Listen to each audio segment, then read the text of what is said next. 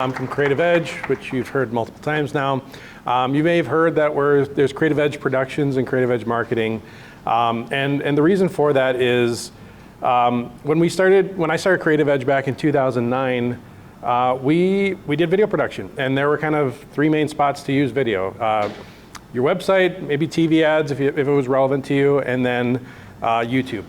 But if you fast forward to today, now there's a billion places that you can use video.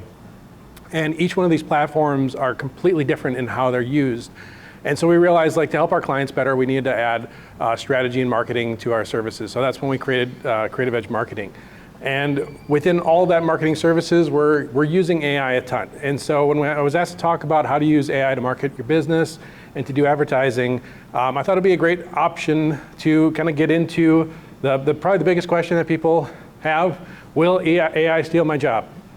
And I think the better question to ask is, how is this technology going to change what people are expecting in the digital workforce?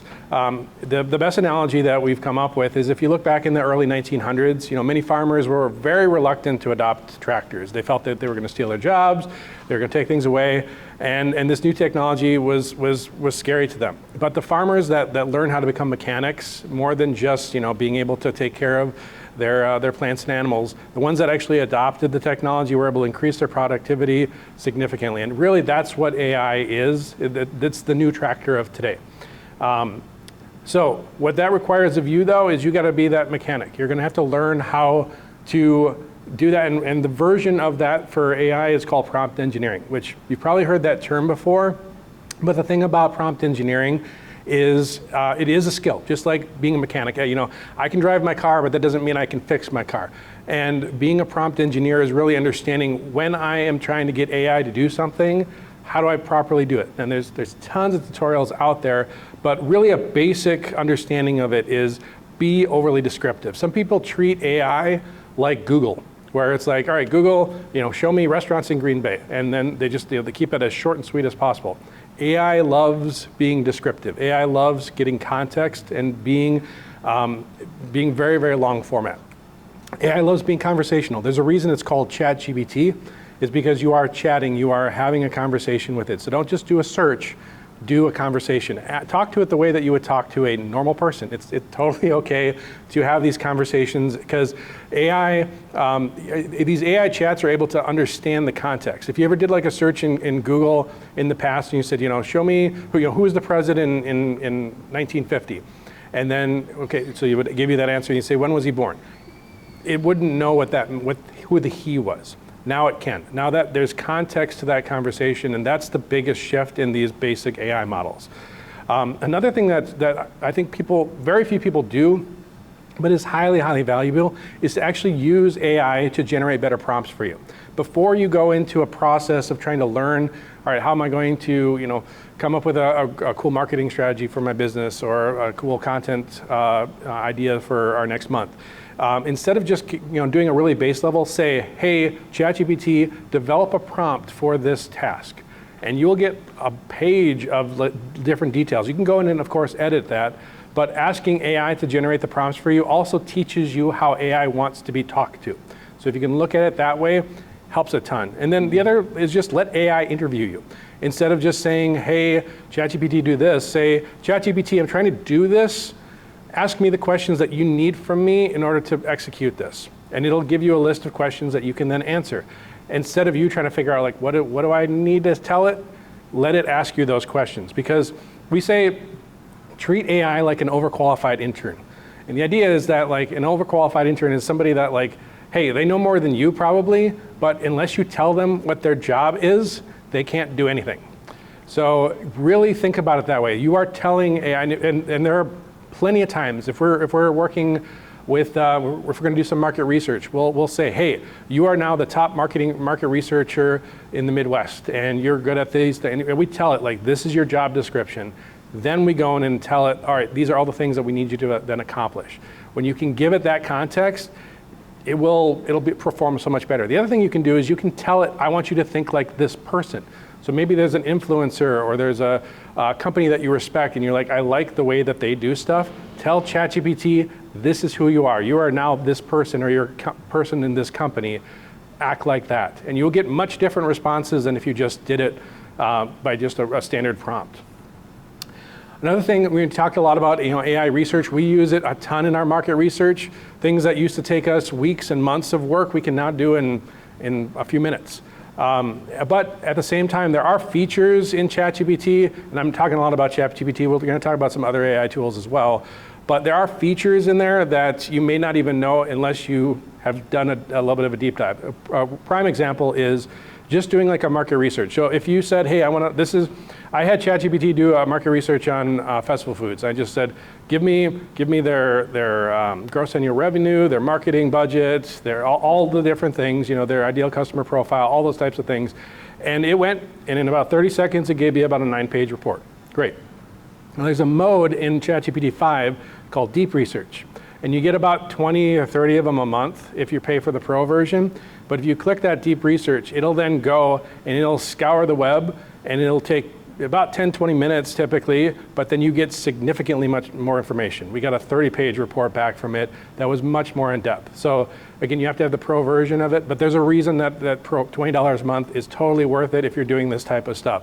But if you don't know that those features exist, you may never get to that level. So another thing that we use AI for that has absolutely revolutionized the productivity of our company is just simply recording our meetings. You notice we got lots of cameras around here. We're recording this video or this presentation, which will be available later on. But I've gotten into a habit of just recording everything. If we're in a meeting, if it's a video meeting or an online meeting, we'll record it. Even if it's not, we'll grab one of our phones, or we'll have a little microphone array set up in our office where we can record every single meeting. Because when we take those meetings and we transcribe them, you can then upload that document to your AI. There's a section where you can upload it to it, and then you can tell it, all right, create a strategy out of what we talked about. Come up with tasks for your staff and tell it, like, all right, these are the roles in the company. Create tasks based upon the meeting that we have. You can even put together proposals. I guarantee you, every one of you, if you don't know it, have it on your phone. When you're on a phone call, there's a little tape recorder icon that you can hit record on there, and you can record your conversation. Now, I recommend telling people that you're going to do that, because usually it'll do a little, this call is now being recorded. But instead of trying to remember everything or write down the notes and half listening to what the person is talking about, you can record that meeting, bring it in. I can't say how many times I did a proposal I was doing the other day where they were rattling off so much stuff I was having a hard time keeping up. I recorded the meeting though, went in, and I was able to slap together a proposal. They needed a proposal in 2 hours. I had it to them in 1 hour because I was able to run this through ChatGPT, and it was really, really, really quick.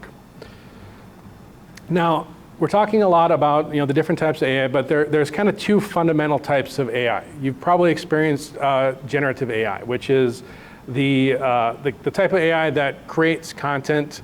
It's great for generating content, researching data, all of those things. But there is a second type of AI that you may have heard of, which is agentic AI. Now, generative AI is reactive, so you have to tell it what you want. If you don't tell it, it doesn't know. But agentic AI is becoming more and more popular today, and it's very proactive. It's able to take actions, follow steps. You can set up AI APIs and automations, and I'll explain that a little bit more. But this is going to be a huge thing in the next 2 to 3 years. It's already starting, but you're going to see this significantly more. So, talking about generative AI, one thing that we like to encourage people to think about is how to approach the usage of AI. We talk about like the old way of doing creative. If you're, say writing an email or coming up with a script or concepts or something. Typically, we say it's like kind of sculpting with clay, where it was a very additive process, where you would add a little bit, keep adding more until you build up to the end product that you're looking for.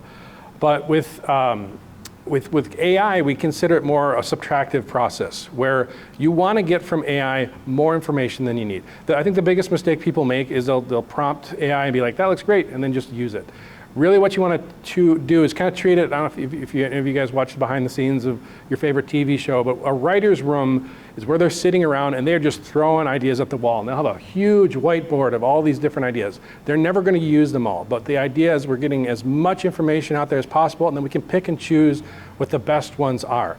and then you chip away at that stuff. So people that can use AI to give you way too much information and then whittle it down to what you think as the user and as the human in the process, what you think is going to be the best content for what you're trying to accomplish. Now, one thing we want to say in all of this is don't overuse AI content. A great example is back in 1977, George Lucas, he pioneered visual effects in the original Star Wars films with ILM, and everybody loved it. But in the early 2000s, he tried to move the industry towards green screen and CGI, and there was a huge pushback because people were feeling this is not authentic, it's not real, it looks fake. And today, Hollywood even brags about, hey, we did this all on camera, we didn't use CGI for these types of shots. There is a pushback to not overusing CGI, and I think it's the same thing with AI content. You probably have seen a ton of AI videos and images in your social media feeds, and they're fun and they're neat, but we are rapidly, as a society, getting burnt out, and we barely started, honestly. So what I always encourage people is to, when you're using AI, use it as a way to accomplish ideas that would be either impossible or impractical. So this is an ad we did for one of our clients, just a fun thing with lions, of course, and I don't think that it would have been very easy for us to get a real lion in their salon, so I think most people would forgive the fact that this was an AI-generated image. Now, you guys may have seen, or may not, the Toys R Us a little while back did a commercial where it was completely AI generated, the people, all the faces, it was talking about the origins of the company. There's a ton of pushback on this because people it was a weird, uncanny valley, creepy factor to it that just people did not like. If you want, go out and YouTube it. There's tons of people that have talked about it, but point being is don't use AI-generated image to replace people. Use it to kind of extend your concept in a further way. So I'll give you an example of how we use AI generation in this next video here. Where shall I deposit today's earnings? Throw it on the pile, Charles. It looks like your business is doing well. That's because I hired Creative Edge. They handle everything. Finding the perfect audience, running and optimizing campaigns, which leaves me time for the important thing. All right, so I'll let you guys guess which shot was the AI-generated image. It was just one shot that we threw in there, and this would have been a bit impractical to try and do this in real life, get that many bags of stuff with the dollar signs and everything like that. So we just generated this one shot, and the rest of it was shot practically. And so this is how we're using AI-generated content, because this would have been way too expensive, or we just would have had to throw out the concept and said, we're gonna do something else. So in these scenarios, this is a great way to interact with it. Now, we talked about generative AI. This is agentic AI, and the uses for this can be things like conversational chatbots, telephone answering systems, process automations, and outreach personalization. And we'll kind of give you the example. In a standard chatbot, you guys might have these on your websites where it's like somebody can go on there and just start typing a conversation. Some of them have it where it'll immediately notify you and say, hey, somebody's on your website, you might want to start talking to them. That's great. You don't always have that opportunity, though. You might be busy, or you might not have somebody that's available, or it might be after hours. A standard chatbot, though, is typically limited to knowing just a few things, like what are your hours? What kind of products do you have? What's your phone number? Where's your address? That type of stuff. But AI agent chatbots are able to understand context, adapt to changing situations, and learn from experience. And in that scenario, you can train them, and this is actually one of the things that Pierce has done for us is help. We build these AI agent chatbots for our customers, and they can handle all the way up to booking appointments and answering a very, very detailed questions. They're like having your own AI employee. It's so much more robust, and it takes some setup, but it's essentially like having a full-time person that's just sitting there waiting to answer any questions that people have, and they're giving them accurate information, and they can handle the majority of those interactions instead of saying, well, in order for me to answer that question, I need to hand you off to somebody. Eventually there will be escalation where, for bigger things, but this can handle so much work for us. Another one I'll show you real quickly is our cold email system. So we build out cold email automations, and one of the big things we knew in cold email, there's two fundamental ways to do it. Either you have a very canned email where it's always the same pitch, always the same offer, or you have stuff that can be too AI sounding. It's like you could tell a robot wrote this. And so we spent a really long time to try and create a system that was much more realistic and personalized. So instead of, again, going back to how we talked about how to approach AI, we don't do this in a single process. This is a multi-stage prompt system. The first one is the qualifying prompt. So are they a good fit? Does it even make sense to reach out to this company? Maybe they are not a fit for whatever our business or our clients' businesses do. Then there's a research prompt where they learn about the business. They research any gaps and see if there's anything out there that makes an obvious based on the services that you offer. How could we best help them? And then there's a writing prompt. So based on that research that it did, now we give it the context. All right, we want to format the email in a certain way, in a certain reading level, in a certain familiarity. We want to lead with this type of intro. We want to then move into these types of pitches. And it's all contextual based upon the research that it did. And then there's a reply prompt. So if somebody responds to it, it'll forward it on to one of our staff members that can then review it. And in that forwarding, it'll actually do another level of research. So it'll go out there and see, okay, this is the company that responded. This is what they do. This is how our services best would work with them.